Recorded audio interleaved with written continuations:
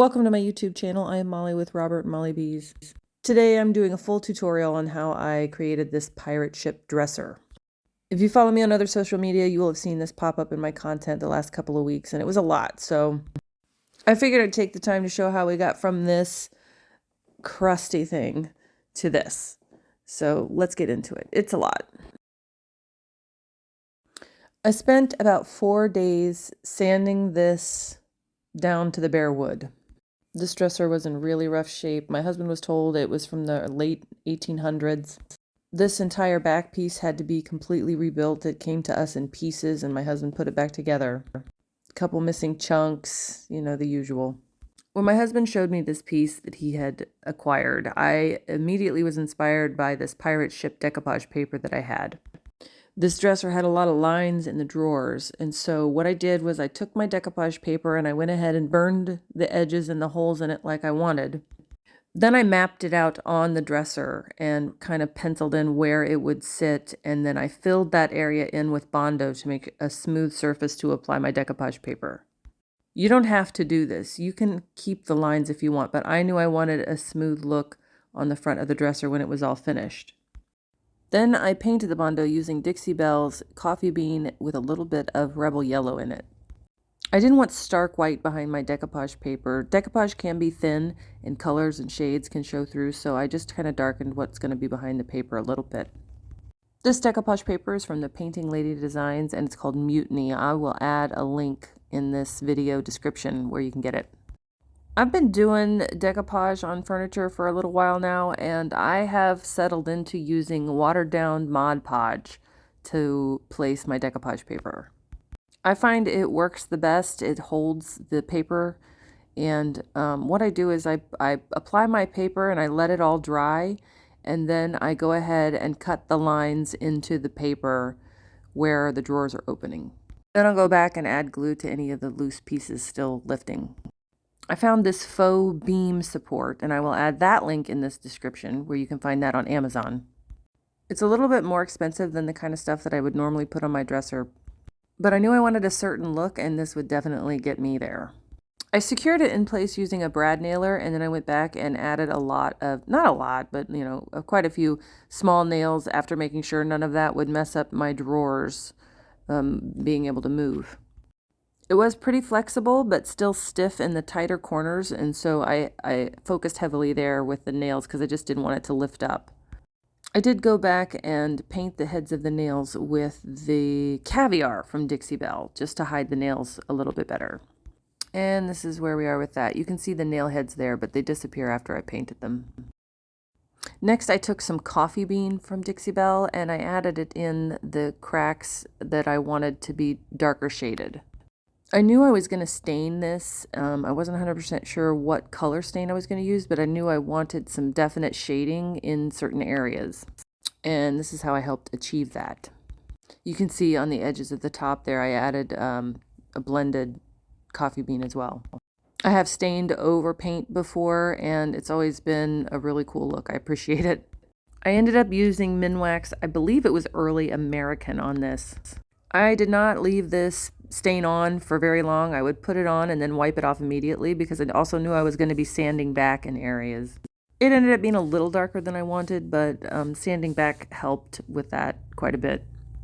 Here you can see I'm sanding in the center parts of the panels. I say panels, but like one's trim, whatever. I really wanted a worn look, like it's been used a lot. I found these stencils on Amazon, and it's a Jolly Roger with a 4-step process. I started with stencil number 1 and used Dixie Belle's Buttercream to start. The idea is that these stencils come in 4 steps, and there's instructions that tell you, white, black, shadow, highlight, and you put them all together and it gives you a certain look. I think this is more for like spray painters than solid stenciling. I'm not sure. I wasn't happy in the end, but I'm going to show the whole process and how it all looked. I ended up kind of doing whatever I wanted, but this is step 1. And then you take the stencil for step 2 and place it. And so step 1 was white. The step 2 was said black. And so I ended up using Coffee Bean by Dixie Belle. In the end, this is the final look I went with. I did go through all 4 stencils, and I'll show that here. but I just didn't like how it looked. It looked like camo to me.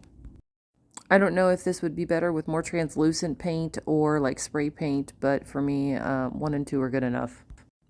This is stencil number 3, and this is supposed to be shadows, and I used a mix of the coffee bean and rebel yellow. And I think for certain people, like if you use spray paint where it's a little bit more translucent, or you have more control over the thinness and thickness of your paint, it would work better. I'll add the link for this stencil in the description as well, but that's what I ended up with in the end. I ended up also taking a little bit of stain and just yellowing the paint a little bit more and then letting that dry before I top coated it. I always add something to the sides of my drawers. I thought this was pretty apropos, but I didn't want anything too campy, but I thought it looked cool. Next, I added some rust to this piece. I use Modern Masters iron patina paint, and I will add a link to that in the description below.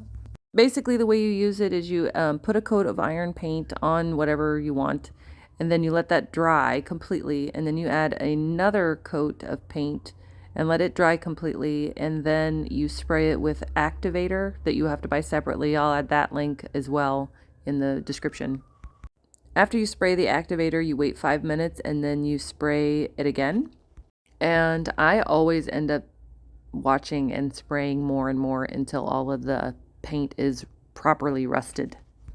Depending on your application and how much paint you used, it might not all rust. You might have spots of kind of black in areas, and that's okay. It's a look, and I have gone with that in certain circumstances as well.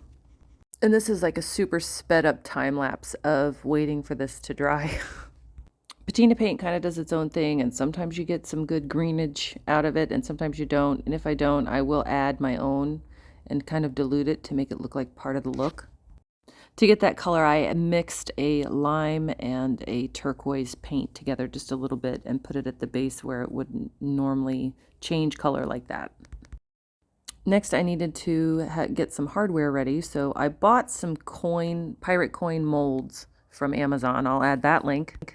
And I had just basic wooden knobs, and so I made coins and glued them to the knobs and then painted them with bronze and gold and patina paint. And this is how the entire project turned out. You can see here in the holes that were there before, I did add Bondo, and then I hid all of that with some rust patina paint and some black or coffee bean from Dixie Belle to hide it. I think it turned out awesome. Those of you who know me know I love some rust. I didn't want this to be too rusty, but I did want it to look aged and used. I ended up top coating this whole thing with clear matte from Minwax. I used 3 coats. It's the first time I've used a water-based top coat on furniture that I've stained, and I really like how it turned out. If you like what you see, please subscribe to my YouTube channel. If you want more tutorials, I'm going to be working on trying to do a little bit better with more in-detailed stuff. All right, thanks. Bye.